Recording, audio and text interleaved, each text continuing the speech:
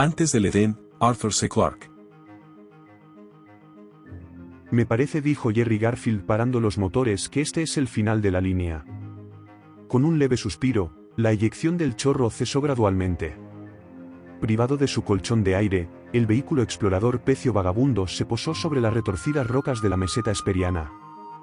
Delante no había camino alguno, ni con sus eyectores a chorro ni con su tractor podía el S-5 para dar al Pecio su nombre oficial escalar la escarpadura que tenía enfrente. El polo sur de Venus estaba solo a 30 millas, pero igual podría haber estado en otro planeta.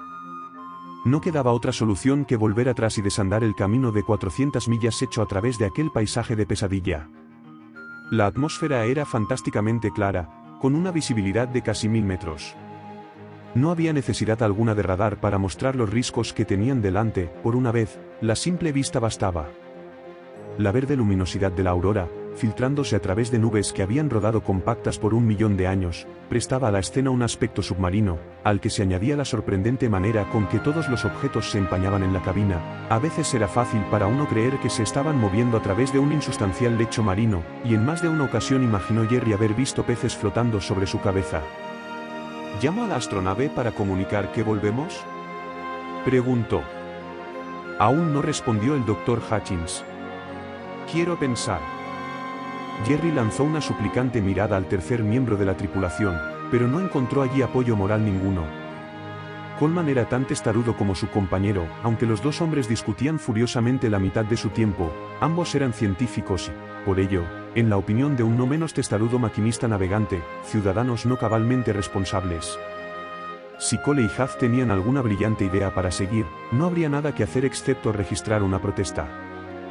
Hutchins estaba dando vueltas en la exigua cabina, examinando mapas e instrumentos. Dirigió ahora el proyector del vehículo hacia los riscos y comenzó a observarlos detenidamente con los gemelos. Seguramente, pensó Jerry, no esperará conducir este trasto por ahí. El S-5 era un revoloteador de carril y no una cabra montés. Bruscamente, Hutchins encontró algo. Lanzó un suspiro que era más bien una súbita y explosiva boqueada, y se volvió a Coleman. «Mira», gritó con voz sumamente excitada. «¿Justamente a la izquierda de aquella marca negra? ¿Qué es lo que ves?». Le tendió los gemelos, y ahora fue Coleman quien escrutó los riscos. «Que me condenen si no tenías razón», dijo al fin. «Hay ríos en Venus. Esa es una cascada seca.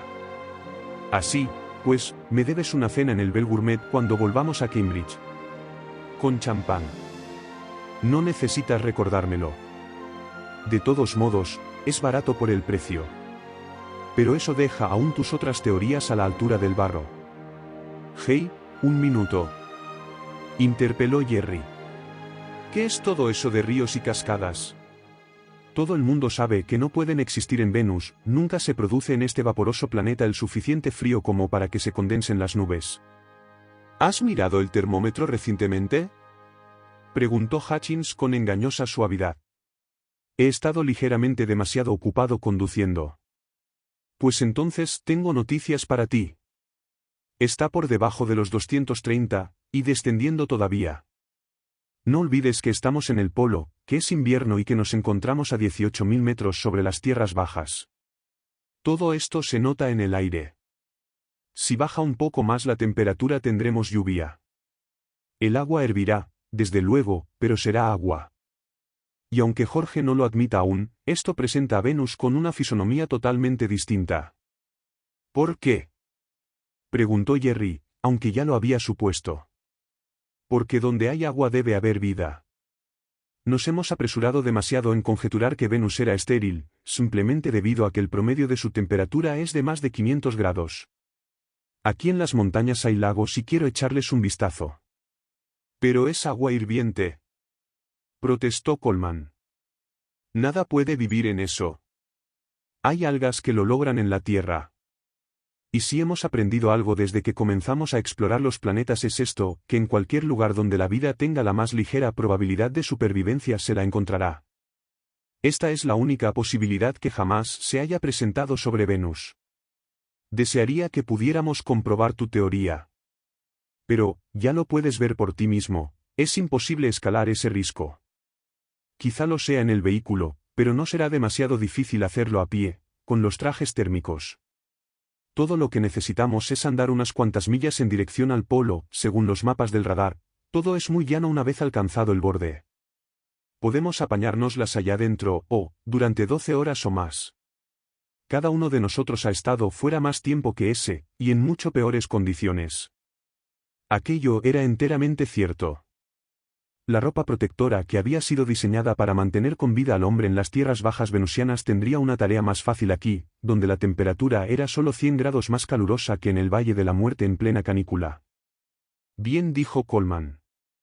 Ya conoces las ordenanzas, no se puede ir solo, y alguien ha de quedarse aquí para mantener contacto con la nave. ¿Cómo lo zanjaremos esta vez, ajedrez o cartas? El ajedrez lleva demasiado tiempo, dijo Hutchins, especialmente cuando lo jugáis vosotros dos. Tendió la mano a la mesa de juego y tomó un naipe muy usado. Cortalo, Jerry. 10 de picas, dijo Jerry. Espero que puedas derrotarlo, Jorge. Así lo haré. Maldita sea, ¿solo un 5 de tréboles? Bueno, dad mis recuerdos a los venusianos. A pesar de la seguridad de Hutchins, resultaba tarea ardua el escalar la escarpadura. El declive no era muy pronunciado, pero el peso del aparato de oxígeno, el traje térmico refrigerado y el equipo científico alcanzaban un peso de más de 100 libras por hombre. La menor gravedad, un 13% más débil que la de la Tierra, proporcionaba una ligera ayuda, pero no mucha. Cuando se afanaban por pedregales en declive, descansaban brevemente en los bordes para recuperar aliento y volvían a trepar a través del crepúsculo submarino. El esmeraldino fulgor que se derramaba en torno a ellos era más brillante que el de la luna llena en la Tierra. Una luna se habría disipado en Venus, se dijo Jerry, jamás hubiese podido ser vista desde la superficie, no había allí mar alguno cuyas mareas regir y la incesante aurora era un manantial de luz mucho más constante. Habían escalado más de 600 metros antes de que el terreno se nivelara en un suave declive, surcado aquí y allá por costurones que eran canales claramente tajados por el correr del agua. Al cabo de una breve búsqueda llegaron a una hondonada lo suficientemente ancha y profunda como para merecer el nombre de lecho de río, y echaron a andar por ella. Acabo de pensar en algo, dijo Jerry cuando hubieron caminado unos cientos de metros. ¿Y suponiendo que haya una tormenta ante nosotros? No me hace ni pizca de gracia el tener que soportar un flujo de agua hirviendo. Si hay una tormenta la oiremos, replicó Hutchins con cierta impaciencia. Tendremos tiempo de sobra para llegar a terreno elevado. Tenía indudablemente razón, pero Jerry no se sintió más satisfecho por ello mientras continuaban remontando el suavemente inclinado lecho del curso del agua. Su inquietud había estado aumentando desde que pasaran sobre la cresta del risco, perdiendo así contacto por radio con el vehículo explorador. El hallarse desconectado con sus compañeros resultaba para él una experiencia única y turbadora.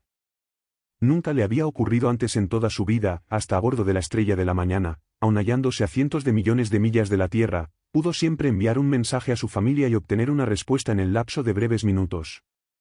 Pero ahora, apenas unos cuantos metros de roca acababan de aislarles del resto de la humanidad. Si algo les sucedía, nadie jamás lo sabría, a menos que alguna expedición posterior hallara sus cadáveres.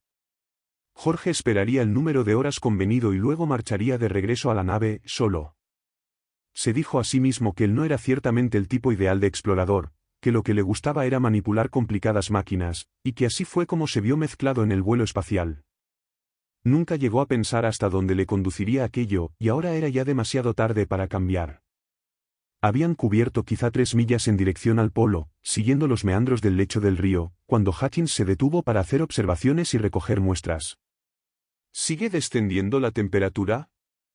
Ha bajado ya de los 199, es, con mucho, la menor registrada jamás en Venus. Quisiera poder llamar a Jorge y comunicárselo. Jerry probó todas las bandas de ondas y hasta intentó captar a la astronave. Los impredecibles altibajos de la ionosfera del planeta hacían a veces posible la recepción a larga distancia, pero no se produjo ni un susurro portador de ondas sobre el rugido y el crepitar de las fragorosas tormentas venusianas.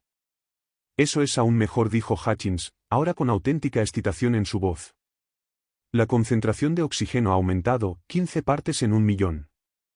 En el vehículo era solo de 5, y en las tierras bajas apenas se podía detectarlo. Pero 15 en 1.000.000. Protestó Jerry. Nada podría respirar eso. Inviertes la cuestión, manifestó Hutchins. Nadie ni nada lo respira, algo lo hace. ¿De dónde crees que proviene el oxígeno de la Tierra? Todo él está producido por la vida, por las plantas en desarrollo. Antes de que hubiese plantas en la Tierra, nuestra atmósfera era semejante a esta, una mezcla de anhídrido carbónico y amoníaco y metano. Luego evolucionó la vegetación y lentamente convirtió nuestra atmósfera en algo que los animales podían respirar. Ya dijo Jerry. ¿Y tú piensas que el mismo proceso ha comenzado aquí? Así parece. Algo no lejos de aquí, se halla produciendo oxígeno, y la vida vegetal es la explicación más simple. Y donde hay plantas, reflexionó Jerry, es de suponer que más pronto o más tarde haya animales. Eso es, dijo Hutchins, recogiendo sus cosas y comenzando a remontar la hondonada, aunque el proceso lleva unos cuantos millones de años. Puede ser que hayamos llegado aún demasiado pronto, aunque espero que no. Todo esto está muy bien, respondió Jerry. Pero, ¿y suponiendo que topemos con alguien que no nos quiera? No tenemos armas. Ni las necesitamos. ¿Te has detenido a pensar en el aspecto que tenemos? No cabe duda de que cualquier animal echaría a correr apenas nos viera desde lejos. Había algo de verdad en sus palabras. La envoltura metálica de los trajes térmicos, que les cubría de pies a cabeza, reverberaba como una flexible y destellante armadura.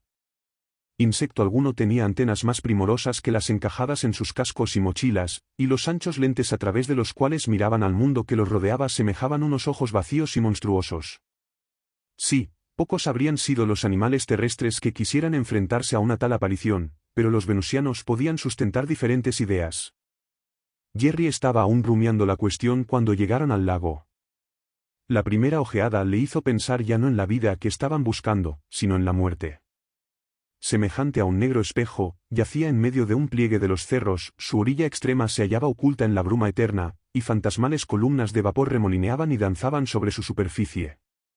Todo lo que necesitaban, se dijo a sí mismo Jerry, era la barca de Caronte en espera de llevarlos a ellos a la otra orilla, o el cisne de Tuonela surcando majestáticamente las aguas, en guardia de la entrada del Averno. Sin embargo, a pesar de todo, era un milagro, la primera agua libre que el hombre hallara jamás en Venus. Hutchins estaba ya de rodillas, casi en una actitud de rezo. Pero lo único que hacía era recoger gotas del preciado líquido para examinarlas a través de su microscopio de bolsillo. ¿Hay algo en ellas? Preguntó ansiosamente Jerry.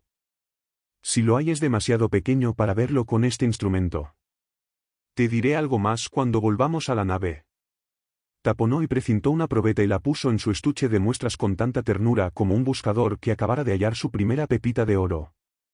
Pudiera ser y probablemente lo era nada más que pura y simple agua. Pero también cabría la posibilidad de que fuese un universo de criaturas ignotas y vivientes en la primera fase de un recorrido de billones de años hasta la plasmación de la inteligencia. No había caminado Hutchins más de una docena de metros a lo largo de la orilla del lago cuando volvió a detenerse, tan súbitamente que Garfield estuvo a punto de tropezar con él. ¿Qué sucede?, preguntó Jerry. ¿Has visto algo? Aquella mancha oscura de allí. La advertí antes de que nos detuviéramos en el lago. ¿Y qué pasa con ella? A mí me parece bastante corriente.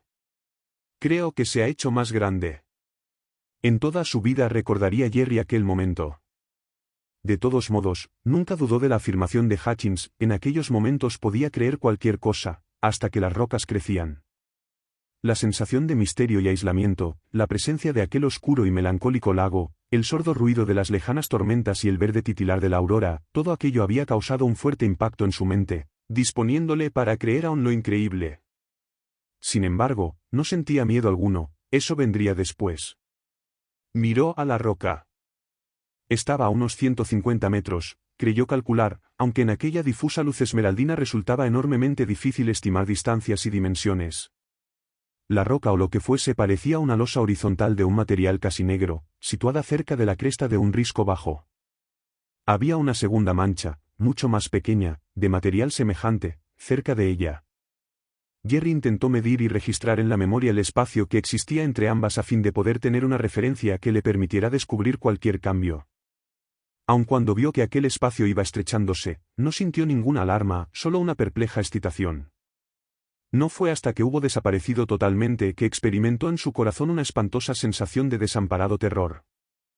No había allí rocas crecientes o movientes, lo que contemplaban era una oscura marea, una alfombra serpeante que iba extendiéndose inexorablemente hacia ellos sobre la cresta del risco. El momento de pánico total, irrazonable, no duró por fortuna más allá de unos pocos segundos. El primer terror de Garfield comenzó a desvanecerse tan pronto como reconoció su causa, es decir, que aquella marea que avanzaba le había recordado en los primeros momentos, muy vívidamente, una historia que había leído hacía muchos años sobre el ejército de hormigas del Amazonas y la manera como destruían todo cuanto encontraban a su paso. Pero, fuera lo que fuese aquella marea, se estaba moviendo demasiado lentamente como para suponer un peligro real, a menos que cortase su línea de retirada. Hutchins la estaba observando intensamente a través de sus gemelos, él era biólogo y estaba manteniendo su terreno. No voy a hacer el ridículo, pensó Jerry, huyendo como un gato escaldado si no es necesario. Por el amor del cielo, dijo al fin, cuando aquella alfombra viviente se halló a solo 100 metros, y Hutchins no había pronunciado aún una palabra ni movido un solo músculo. ¿Qué es eso? Hutchins se desheló lentamente como una estatua cobrando vida.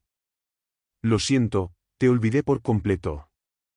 Es una planta, desde luego. Cuando menos, me parece que deberíamos darle este nombre. Pero se está moviendo. ¿Y por qué habría de sorprenderte eso? Así lo hacen también las plantas terrestres. ¿Es que no has visto películas aceleradas de la hiedra en acción? Pero la hiedra permanece en su sitio, no se extiende por todo el paisaje. ¿Y qué hay de las plantas de plancton en el mar? Ellas pueden nadar cuando lo necesitan. Jerry cedió, de todos modos, el prodigio que se aproximaba le había privado de palabras. Siguió pensando en aquella cosa como una alfombra espesa, orlada en los bordes. Variaba de espesor al moverse, en algunas partes era tenue como una película, y en otras tenía 30 y más centímetros de grosor. Al aproximarse más, Jerry pudo comprobar su tejido, y lo comparó al terciopelo negro. Se preguntó cómo sería al tacto, recordando luego que como menos quemaría sus dedos, aun cuando no les hiciera nada más. Otro pensamiento vino en persecución de este, movido por la delirante reacción nerviosa que a menudo sigue a una repentina conmoción. Si existen venusianos, jamás podremos estrechar nuestras manos con las de ellos, nos las quemarían, y nosotros se las helaríamos. Hasta entonces aquella cosa no había dado muestra alguna de haberse percatado de su presencia. Había efectuado su flujo hacia adelante como la inconsciente marea, que casi seguramente era. Aparte el hecho de que trepaba sobre pequeños obstáculos, bien podría haber sido una progresiva corriente de agua. De pronto, cuando estuvo solo a 10 metros, la marea terciopelada se detuvo en su frente, aunque siguió extendiéndose a los lados. Estamos siendo rodeados, dijo Jerry ansiosamente. Será mejor retroceder hasta asegurarnos de que es inofensiva. Para su alivio, Hutchins retrocedió al instante. Tras una breve vacilación, la cosa prosiguió su avance estirando su línea frontal. Entonces Hutchins se adelantó de nuevo y la cosa se retiró lentamente. El biólogo avanzó media docena de veces, para retroceder otras tantas, y a cada una de ellas la marea viviente verificó un flujo y reflujo acorde por completo con sus movimientos. Nunca me imaginé, se dijo Jerry, ver a un hombre bailando un vals con una planta. Termofobia, dijo Hutchins. Una reacción puramente automática. No le gusta nuestro calor. Nuestro calor. Protestó Jerry. Pero si somos témpanos en comparación con ella. Desde luego, pero nuestros trajes no lo son, y eso es todo cuanto ella nota. Estúpido de mí, pensó Jerry. Hallándose uno abrigado y fresco en el interior del traje térmico, resultaba fácil olvidar que el aparato refrigerador, a su espalda, bombeaba constantemente ráfagas de calor al aire circundante. No era extraño que la planta venusiana retrocediera ante ellos. Vamos a ver ahora cómo reacciona a la luz, dijo Hutchins. Encendió su lámpara pectoral, y el verde resplandor boreal fue ahuyentado al instante por el blanco y puro destello. Hasta que el hombre llegara a aquel planeta, ninguna luz blanca había brillado ni siquiera de día sobre la superficie de Venus. Como en el fondo de los mares de la Tierra, solo había en ella un verdoso crepúsculo, intensificándose lentamente hasta una profunda oscuridad. La transformación fue tan pasmosa, que ningún hombre hubiera podido reprimir una exclamación de asombro. Como en un chispazo, la negrura de la espesa alfombra aterciopelada desapareció a sus pies, dejando en su lugar un satinado tejido de brillantes y vivos rojos con áureas estrías. Ningún príncipe persa hubiera podido jamás encargar a sus tejedores una tapicería tan suntuosa y que sin embargo no era más que el producto accidental de fuerzas biológicas, una gama de colores que hasta el momento de producirse el destello no habían existido, y que se desvanecería nuevamente en cuanto la luz extraña de la tierra dejara de conjurarlos a esa existencia. T-Hop tenía razón, dijo Hutchins. Me hubiera gustado que lo viera. ¿Razón sobre qué?, preguntó Jerry, aunque parecía casi un sacrilegio hablar en presencia de aquella maravilla. Allá en Rusia, hace 50 años, observó que las plantas que viven en climas muy fríos tienden a ser azules o violetas, mientras que las de los cálidos son rojas o naranja. Predijo que la vegetación marciana sería violeta y que, si había plantas en Venus, su color sería encarnado. Pues bien, estaba en lo cierto en ambas conjeturas. Pero no podemos permanecer todo el día aquí, tenemos trabajo que hacer. ¿Estás seguro de que esto no es peligroso?, preguntó Jerry, volviendo a reafirmarse en el algo de su precaución. Absolutamente. No puede tocar nuestros trajes aunque lo quisiera. Y de todos modos, se mueve pasando ante nosotros. Así era. Podían ver ahora que toda aquella cosa, si era una simple planta y no una colonia, cubría una superficie circular de unos 100 metros de diámetro aproximadamente. Iba barriendo el suelo igual que lo hace la sombra de una nube impelida por el viento, y allá donde se había detenido, las rocas estaban punteadas de innumerables pequeños agujeros, tenues como quemaduras de ácido. Sí, dijo Hutchins en respuesta a la observación de Jerry sobre el particular. Así es como se nutren los líquenes, segregan ácidos que disuelven la roca. Pero nada de preguntas, por favor, hasta que estemos de vuelta a la nave. Tengo aquí trabajo para varios días, y disponemos solamente de un par de horas para hacerlo.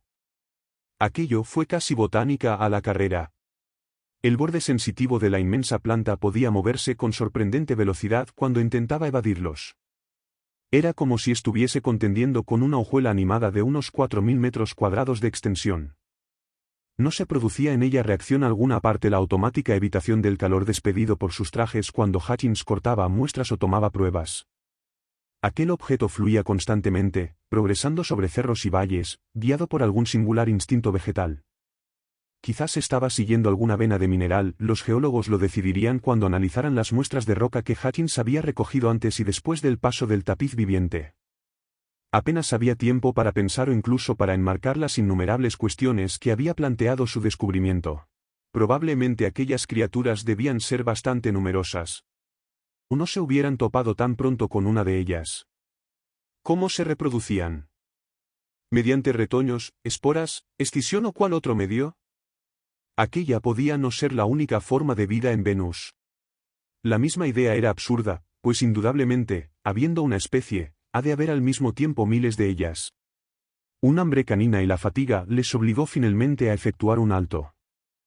La criatura que estaban estudiando podía seguir, si lo deseaba, su camino nutritivo en torno a Venus, aunque Hutchins creía que no iba nunca mucho más allá del lago, aproximándose de cuando en cuando al agua e introduciendo en ella un largo zarcillo tubular. Los animales de la tierra necesitaban descansar. Supuso un gran alivio hinchar la tienda sobrecomprimida, meterse en ella a través de la cámara intermedia y despojarse de los trajes térmicos. Por primera vez, mientras se relajaban en el interior de su diminuto hemisferio de plástico, ocupó sus mentes la verdadera maravilla e importancia del descubrimiento. Aquel mundo que los rodeaba no era ya el mismo, Venus no era más un planeta muerto, sino que se había unido a la Tierra y a Marte. Pues la vida llama a la vida, a través de las cimas del espacio. Todo cuanto se desarrollaba o se movía sobre la superficie de un planeta era un portento, una promesa de que el hombre no estaba solo en aquel universo de brillantes soles y remolineantes nebulosas. Si hasta entonces no había encontrado compañeros con quienes poder hablar, aquello era de esperar, pues los años y las eras se extendían aún inmensas ante él, en espera de ser explorados. Mientras tanto debía preservar y fomentar la vida que hallara en su camino, bien fuera sobre la Tierra, sobre Marte o sobre Venus. Así se dijo Graham Hutchins, el biólogo más afortunado del sistema solar, mientras ayudaba a Garfield a recoger los residuos y meterlos en un hermético estuche de plástico.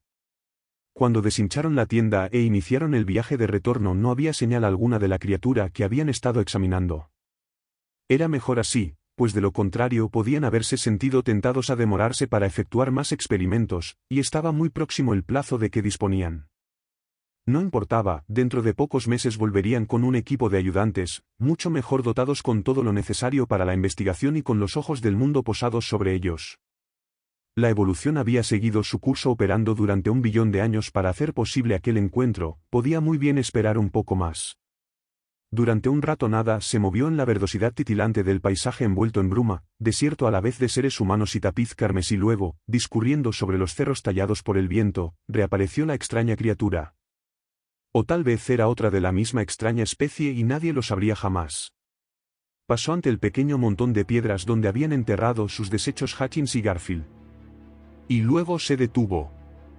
No estaba perpleja, pues no tenía mente alguna. Pero el impulso químico que la conducía inexorablemente sobre la meseta polar estaba gritando, aquí, aquí. En alguna parte próxima se encontraba el más precioso de todos los alimentos que necesitaba, el fósforo, el elemento sin el cual no podía jamás producirse la chispa de vida. Comenzó a ozar las rocas, a escurrirse entre las grietas y hendiduras, a arañar y raspar con sus tanteantes zarcillos. Nada de cuanto hizo superaba la capacidad de cualquier planta o árbol terrestre, pero se movía 1000 veces más rápidamente, y necesitó tan solo unos minutos para alcanzar su meta y atravesar la película de plástico. Y luego se regaló con el alimento, de manera más concentrada que en cualquier otra forma de vida que conociera jamás.